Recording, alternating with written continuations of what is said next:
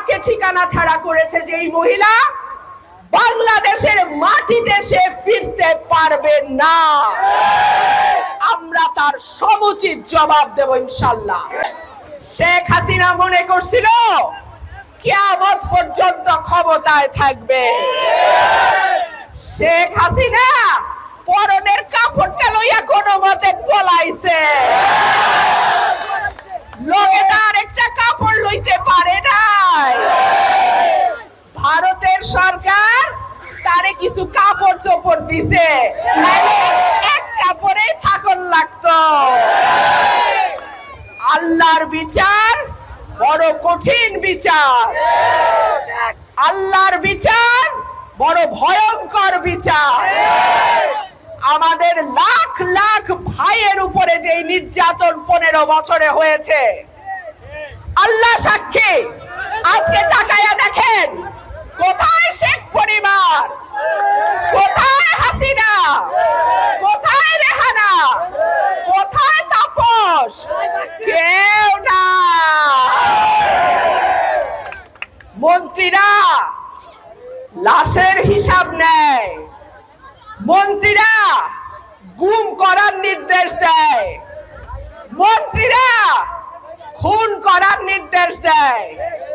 আমার বোনের কাছ থেকে আমার ভাইকে তুলে নিয়ে যায়, আমার ভাইয়ের কাছ থেকে আমার বাবাকে, আমার চাচাকে তারা গুম করে।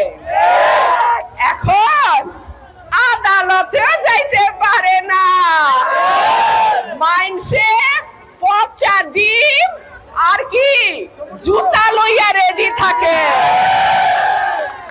কোরআনে আল্লাহ পাক বলছেন, ওয়াতুইজ্জু মান তাশা ওয়া তুযিল্লু মান তাশা। আমি যাকে ইচ্ছা সম্মান দান করি, যাকে ইচ্ছা আমি বেইজ্জত করি। বেইজ্জতি কত প্রকার ও কি কি এইবার হাসিনা তুমি টের পাইছো। আমরা সকলের প্রাণের নেতা, আমাদের নয়নের মণি, আমাদের মা দেশনেত্রী বেগম খালেদা জিয়াকে ৭৬ বছর বয়সে হাসিনা তুমি জেল খাটাইছো মিথ্যা মামলায়। আমাদের মাকে তুমি বাড়ি ছাড়া করছো, ঠিকানা ছাড়া করছো হাসিনা। বাংলাদেশের মাটিতে তোমার আর জায়গা হবে না। ৭৬ বছর বয়সে পলাইছো তো শ্বশুর বাড়ি। আল্লাহ করে যেন কবরটাও তোমার বাংলাদেশে না হয়। আমার মা, আমাদের মাকে ঠিকানা ছাড়া করেছে যেই মহিলা, বাংলাদেশের মাটিতে সে ফিরতে পারবে না। আমরা তার সমুচিত জবাব দেব ইনশাআল্লাহ। আমরা ধৈর্য ধরছি, একদিন না, 2 দিন না, 15 বছর আমরা ধৈর্য ধরছি। আল্লাহ তাআলা বলছেন, সবর করো বান্দা, তুমি সবর করো। আমরা সবর করছি, আমরা ধৈর্য ধরছি। ইনশাআল্লাহ আপনাদের ভোটে, জনগণের ভোটে ধানের শীষ আগামীতে রাষ্ট্র ক্ষমতায় যাবে ইনশাআল্লাহ।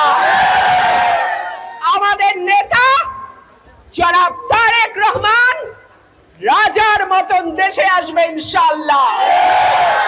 আমাদের নেতা কর্মীদের বিরুদ্ধে যত মিথ্যা মামলা হয়েছে, আমি দাবি করছি এই সরকারের কাছে এইসব রাজনৈতিক মিথ্যা মামলা তুলে নেওয়া হোক। মিথ্যা মামলায় বহু দৌড়াইছি আদালতে আদালতে, বহু দৌড়াইছি আমরা কোর্টে কোর্টে, আর কোর্টে দৌড়াতে চাই না। এখন দেশ গঠনে কাজ করতে চাই। আমাদের ঐক্যবদ্ধ থাকতে হবে, আমাদের একসঙ্গে কাজ করতে হবে। দলে অনেক বড় দল, অনেক মানুষ এই দলের সঙ্গে আছে, সকলেরই নেতা হওয়ার ইচ্ছা থাকে, তবে নেতা তৈরি করে আল্লাহ, এবং যাকে ইচ্ছা তাকে তৈরি করে। সুতরাং দল যাকে মনোনয়ন দেবে ইনশাআল্লাহ আমরা ঐক্যবদ্ধভাবে তার জন্যই কাজ করব।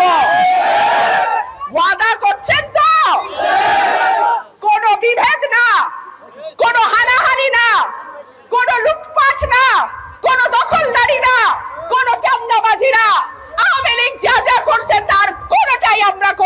ইনশাআল্লাহ। অনেক অত্যাচার তারা করছে, তার জবাব বিএনপির দেওয়া লাগে নাই, দেশের সাধারণ মানুষ তার জবাব দিয়ে দিছে। স্কুলগুলাতে এতদিন নাচানাচি দেখছি, লাফালাফি দেখছি, ডিম ভাজে কেমনে হেইটা দেখছি। আর সর্বনাশের কথা, আমি ব্যারিস্টার, আমার মা এমএ পাস, স্কুলে বসে তো ডিম ভাজন শিখতে হয় নাই, মাই শিখাই দিছে কেমনে ডিম ভাজতে হয়, কেমনে বিছনা করতে হয়, এটা তো জন্মের পর তো দেখে বড় হইছি। এইটা দেখানোর জন্য কি স্কুলে পয়সা দা ফরন লাগে? এইটার জন্য তো স্কুলে পয়সা দা ফরন লাগে না। স্কুলে গেছি যাতে দুইটা পড়া বুঝতে পারি, শিখতে পারি, যাতে ভবিষ্যতে একটা চাকরি করতে পারি। সুতরাং আপনাদের ভোটে, আল্লাহর রহমতে যদি আমরা রাষ্ট্রের দায়িত্বে যাই, স্কুলগুলোতে আগের মতো আমরা যেমন পড়াশোনা করে জজ ব্যারিস্টার হইছি, সেই রকম পড়াশোনায় আবার আমরা শুরু করব ইনশাআল্লাহ। অটো পাস, হাসিনার অটো ইলেকশনের মতন অটো পাস ওই দিন চইলা গেছে। পোলাপান ছাত্র তোমাদের বলি, এইবার কিন্তু পড়াশোনা কইরা পাস করন লাগবো। অটো পাস এমনিতে শান্তি লাগে, এখন খুশি লাগে, পড়তে হয় না, খেললে বেড়াইলেই চলে, কিন্তু জীবনে বিরাট ক্ষতি। যখন বয়স হবে, যখন দায়িত্ব নেওয়ার সময় আসবে, যখন পরিবারের ভার নেওয়ার সময় আসবে, তখন এই অটো পাসে আর চাকরি হবে না।